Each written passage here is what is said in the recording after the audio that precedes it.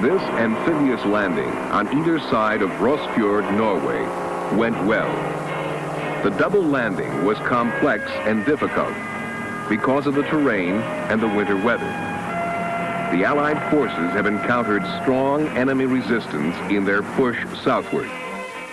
Here is the situation. The objective is Bardufoss Airport here.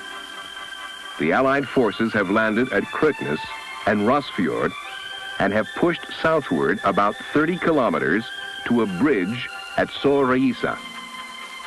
The enemy holds the bridge and the ground, shade pink. The Norwegians have a firm hold on the blue area, on the Malsev Fjord, to just north of the village of Malsev.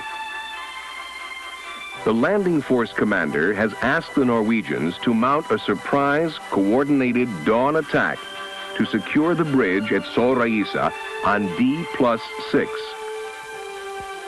The Norwegian 2nd Battalion commander at Karlstad has decided to order Alpha Company at Asvang to attack and secure the bridge at Sørreisa. Battle procedures for the attack in Norway, in the Arctic, are the same as for any other climate in the world, except that the procedures will take more time and more equipment. Let's begin by going to battalion headquarters at Karland. The company commanders have just arrived for their orders and briefing. Vi har stabskompani der. Støtte. Koppe av. Ordre. Situasjon. Fienden. S2. Vær så god. Reports are that the weather is expected to be clear for 24 hours and very cold. At 500 meters on the tops of the hills overlooking Sørreisa, it will be less cold. But for the local home guardsmen, observing from the hills, it will not feel less cold because of the wind chill factor, which will bring the temperature down. The Home Guardsman's latest report says the enemy has armored personnel carriers and a tank at the bridge, and 2 to 3 sections in well-dug-in defensive positions.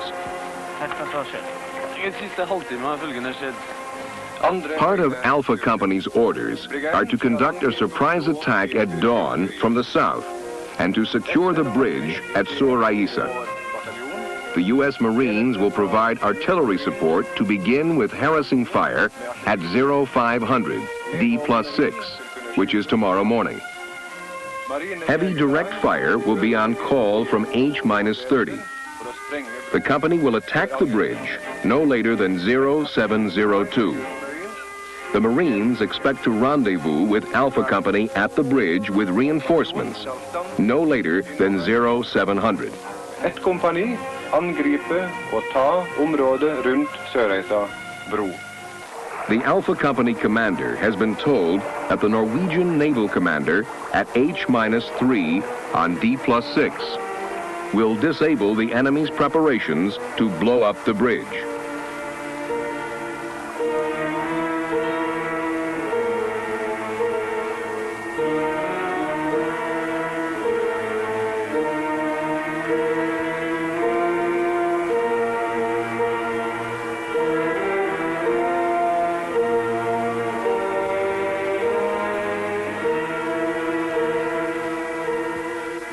On the return to Asvang, the commander, familiar with the area, begins planning a route he knows well. He visualizes the terrain and considers his mission.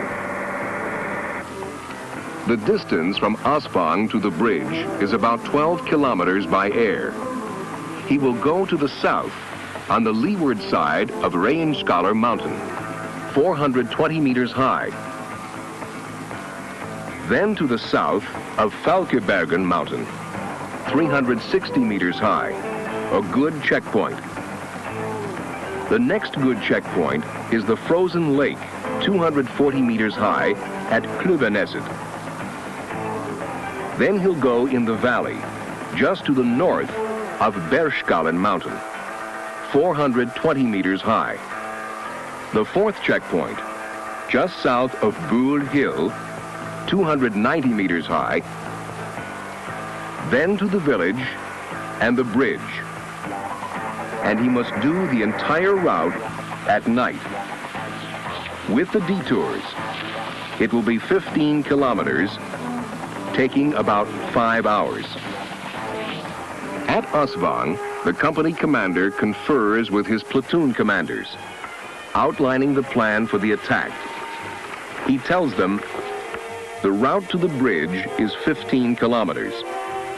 He points out the 4 main checkpoints: Falkebergen Mountain, the frozen lake at Klubbeneset, Bergskallen Mountain, Gul Hill, and finally the village of Suraisa.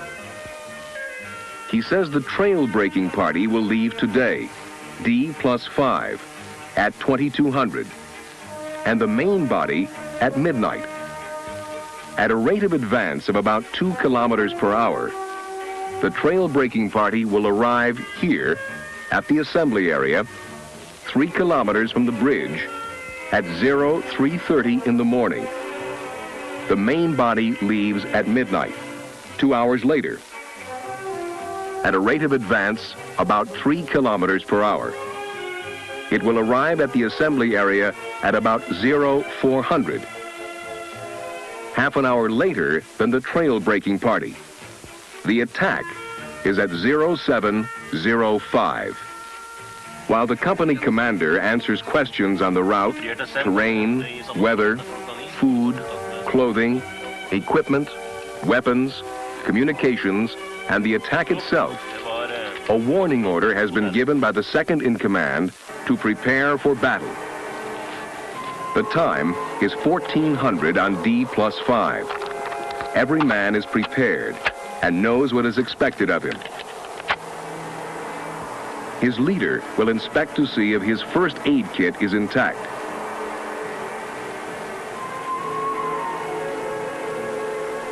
That his clothing is in good condition.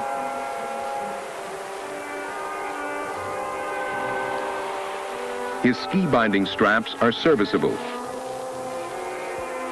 His toe straps adjusted properly. And that his skis are waxed as ordered. His leader will also ensure that his rucksack is packed according to orders. His weapon, grenades, and machine guns are cleaned, checked, loaded, and lubricated. The Pulk carries the heavier weapons, additional ammunition, tent sheets, a spare ski, Primus stove, all required equipment not carried by the individual soldier. The Pulk is packed tail heavy, not more than 70 kilos, about 150 pounds.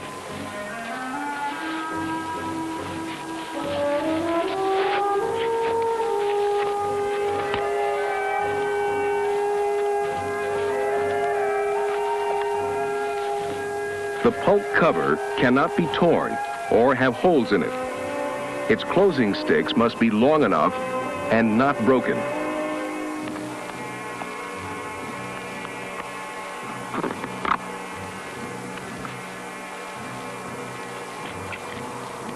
And the braking rope should be available and long enough.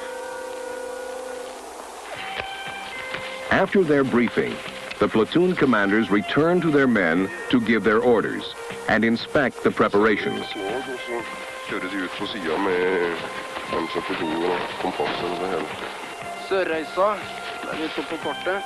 The time is 1600 D+5. Vi står nå på Asvang. Everyone must be lightly dressed and wearing appropriate camouflage. Extra dry clothes must be taken, and a heavy sweater worn if necessary.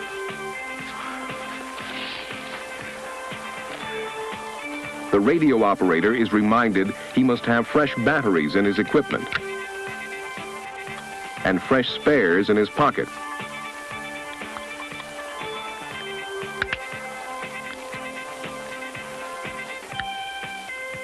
As soon as preparations are complete, the company is to have a hot meal, followed by as much sleep as possible. 2130, D+5. The leader of the trail breaking party receives permission to leave a half an hour earlier.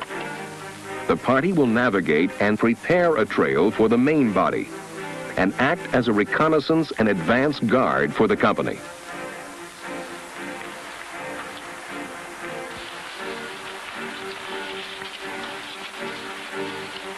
This is how the trail breaking party is organized. The party is preparing a trail for skiers and pulks, and a triple track is made. The first 3 men break a normal 2-track trail. The 4th man makes the 3rd track, and the remaining 4 men alternate. The breaker breaks the first trail. The adjuster, about 25 meters behind, straightens the trail. 5 meters behind is the leader. He navigates with compass and map. Since trail breaking is very strenuous, the leader orders the men to change jobs frequently. 5 and 10 meters behind the leader are 2 clearers with shovels who further clear the trail. At 5-meter intervals behind the second clearer are 2 trail markers. The first marker is also the second in command. Number 8 is the rear guard of the party.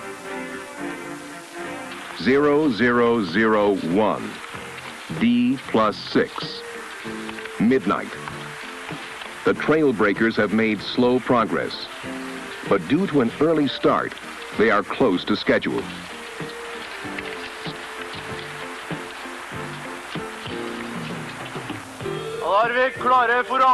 The platoon commander says, no talking, no smoking, and keep the noise down, followed by, move out.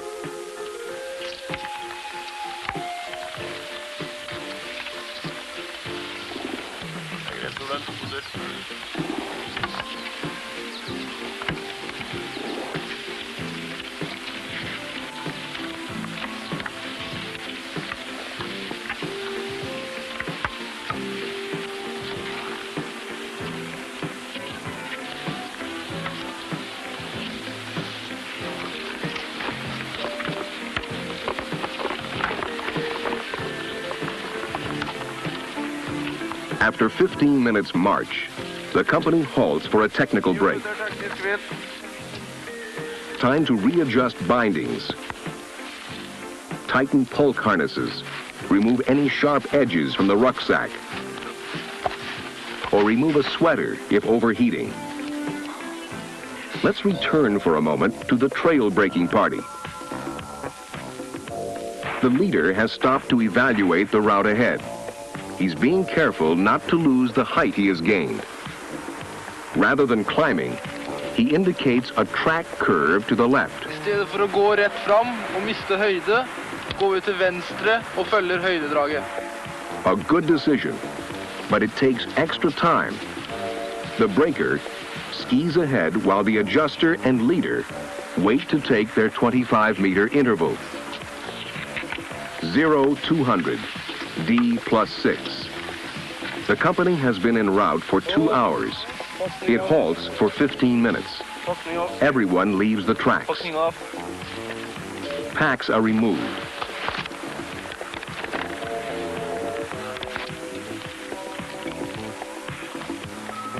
The second in command moves up and checks his men. He does not allow them to lean on their ski sticks with packs on. It is minus 12 Celsius, 10 Fahrenheit. Cold.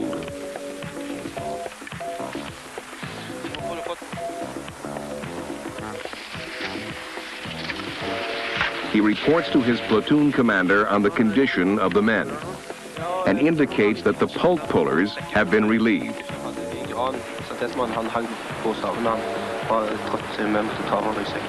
For å vise litt nå. Du går tilbake til plassen din, så sier du fra når det 3 minutter igjen til avmål. On return to his position, the second in command gives the 3-minute warning to resume the march. In cold weather, everything takes longer. And the men must have time to get ready to resume the march.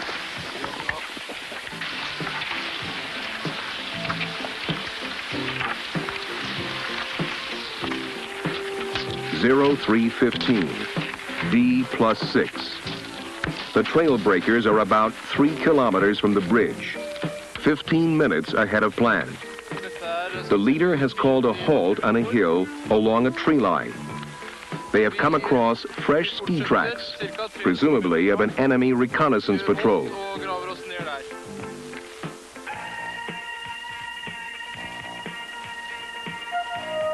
The leader orders his men to build emergency defense positions. This will keep the men active and alert and preserve their body heat. Innsekt og venstrebegrensning, tørr furu, innsekt og høyrebegrensning, liten høyde. Bra. The company is not due for 45 minutes.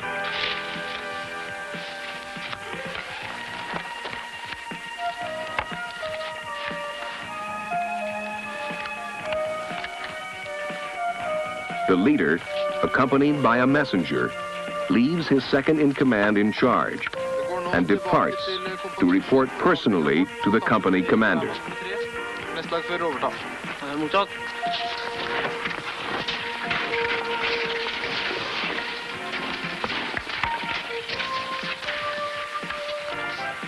Zero 340. The leader of the trail-breaking party meets his company commander and the platoon leaders. After a brief on the situation, the commander orders the company to march another 15 minutes and then halt, rest, and post security.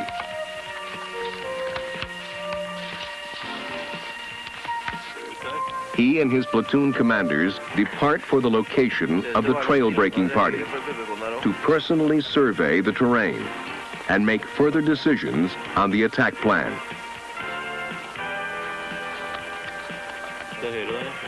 Zero 412. The commander confirms the 2 routes to the bridge. The first platoon will take Route Orange, and the second platoon, Route Purple. The third platoon, in reserve, will follow the purple route. Messengers are sent back to bring the main body forward to the rendezvous. The commander goes over the attack plan once more. The terrain is difficult, and the company must remain undetected, so it will move very slowly. It will depart at the assembly point 3,000 meters from the bridge at 0500 along the 2 routes, Orange 1st Platoon and Purple 2nd and 3rd Platoons. H hour is 0702 when attacking troops cross the start line. At 0600, the company should be about 2,000 meters from the bridge. At 0630, about 1,000 meters from the bridge. In the next half an hour, and as close to the start line as possible, about 1,000 meters from the bridge, the company will take off rucksacks and skis. The snow depth is less than 30 centimeters, so the attack will probably be on foot. At 0700, the company will call in artillery, and 2 minutes later, attack the bridge. Orange route, 1st Platoon. The objective is the north end of the bridge. And Purple route, 2nd and 3rd Platoons. The objective is south end of the bridge. Anti-tank guns will be fired at the discretion of the platoon commander after the company has crossed the start line. 0700. Artillery fire is called in, and the men are not more than 100 meters from the start line or line of departure. The men remove their rucksacks and skis and mentally mark the spot. The snow is about 30 centimeters deep. The company commander has decided that the attack will be on foot. The enemy is looking to the north, to the U.S. Marines for the attack. Good. The enemy is confused. Age hour 0702. The men cross the start line. The attack is violent and quick. It appears to have come as a complete surprise.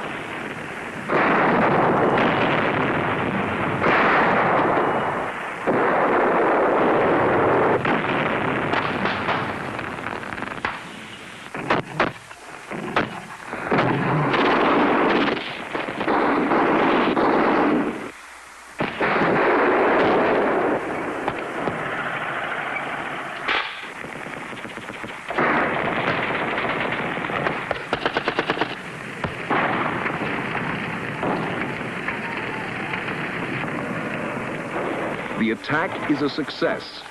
The bridge is secured before 0800.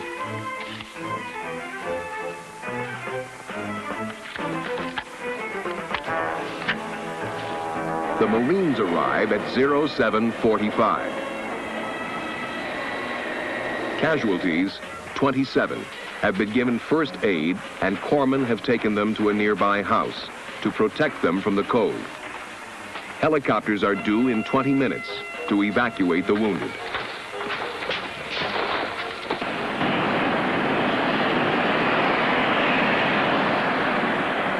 Hulks, rucksacks, and skis are brought out of the woods by the soldiers. They reorganize on high ground and prepare for an expected counterattack. MG-en i stilling her, i stilling.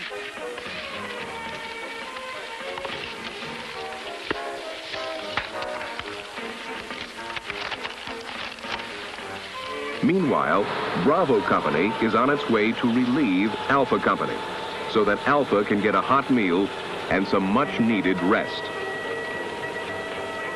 In an attack in cold, you will use the same tactics as you would in any other weather conditions. The big difference in cold weather is time.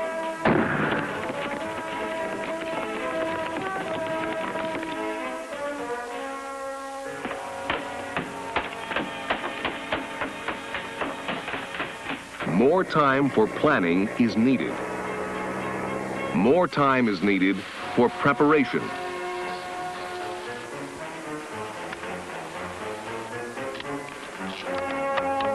And more time is needed to get to the objective in cold weather.